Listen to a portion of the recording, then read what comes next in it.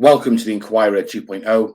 Today, we're going to do an upload for one of my subs who asked me, Eddie Hall, former world's strongest man, against Lenny Mclean in a no-holds-barred street fight. Who would have won? Just for a bit of fun, but I'm going to give you my views and the strengths and weaknesses. We're going to do it like a top trump style format, and then you can tell me in the comments who you think would have won. And I'm going to give a brief background of both men. So let's get started. Eddie Hall, once crowned the world's strongest man, is a force of nature in the realm of strength sports. But how would he fare in a fantasy matchup against Lenny Mclean, the infamous governor and a legend in unlicensed boxing? This is a face-off some of my subs have been eagerly requesting, and today I'm going to delve straight into it. Full disclosure, I've got a personal connection to Eddie Hall, hailing from the same city of Stoke-on-Trent. He's about a decade or so younger than me. I think he was born in '88. He served as the best man at my close friend Nick Wiggins' wedding and has worked side by side with him as a bouncer as well. There's even footage of them engaging in a friendly charity box in Stoke some years ago. Eddie Hall's strength credentials are indisputable. He remains one of the strongest men on the planet.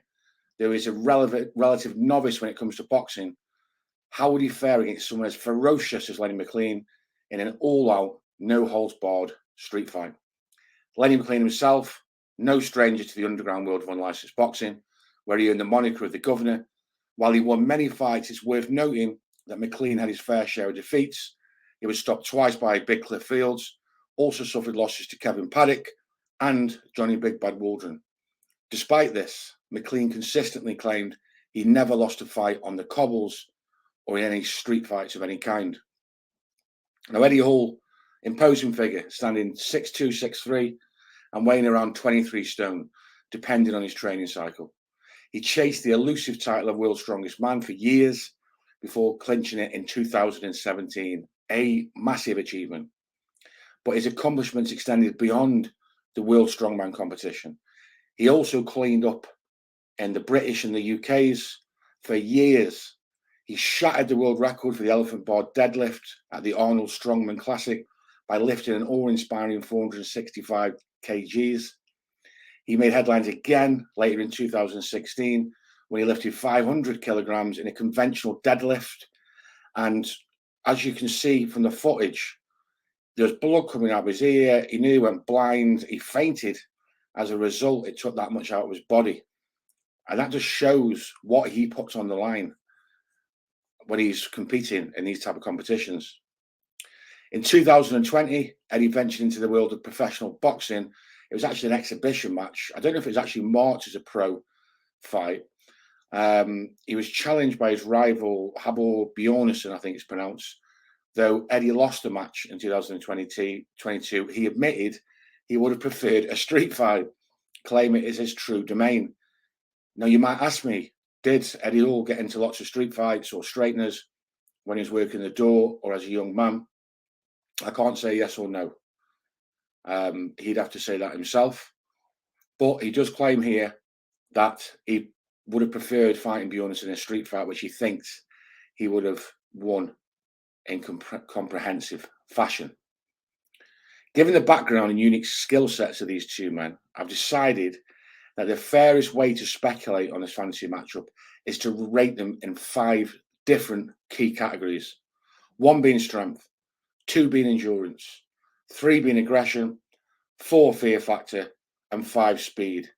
I don't know if any of you guys used to play top trumps when you were younger, if you're of a certain age, and they used to have all sorts of different type matchups with horror movie people and all sorts of different things. I think they had wrestling ones, they had all sorts. But as kids, when we didn't have computers or anything like that, that's what we used to play, top trumps. Okay, strength is a no-brainer for Eddie. This, at number 1, earns him 10 out of 10. Lenny, undeniably strong, but doesn't quite match up to Eddie's prowess. So he gets an 8 out of 10. If Eddie managed to lock Lenny in a clinch, it's probably going to be game over. Endurance, we go 8 out of 10 for Eddie. Thanks to his, not everyone knows about this, he had a swimming background when he was younger. and he got to quite a high level, I think, the counties or whatever it was. And his overall stamina is pretty good, although he did gas a little bit in that boxing fight. Lenny, although a force to be reckoned with, has shown to struggle in long bouts and gets out of 7 out of 10. So Lenny, usually in his fights, will go in and just try and overwhelm the opposition with aggression, with the amount of punches that he throw, and 9 out of 10 couldn't stand up to it. But you get professional boxers, etc., like Cliff Fields, who knew how to handle that type of things, who were very durable, and he would tend to gas out and he would get stopped. So that's endurance and strength done. Aggression. Both have got to be aggressive. You don't win a world's strongest man without being aggressive. Aggression, Eddie gets an 8 out of 10. Maybe I'm leaning a little bit, I don't know, maybe I should give him a higher score, I'm not sure, but he's a nice guy. He hasn't got that same aggression and hate that Lenny Mclean calls it, that he can bring up on a whim. Now, obviously, like I say, winning the title of World's Strongest Man, you need a degree of aggression, but different kind of compared to the raw, primal aggression that Lenny could summon. Up, click of the fingers, you could go from calm to hating you. You know, all that hate he's got inside him and just unleashing it on you. So for aggression, Lenny's got to get a perfect 10. Fear factor. Both men intimidating in different ways. Eddie's vice-like grip and sheer physical strength earn him an 8 out of 10. Lenny, with his ferocious early onslaughts and fights, his reputation all across the UK and beyond, scores him a perfect 10. Finally, the decider, speed. Eddie, explosive, lacks that boxing technique though. You know, his hand's not that quick. Lenny, fast hands for a big guy, fast, explosive power.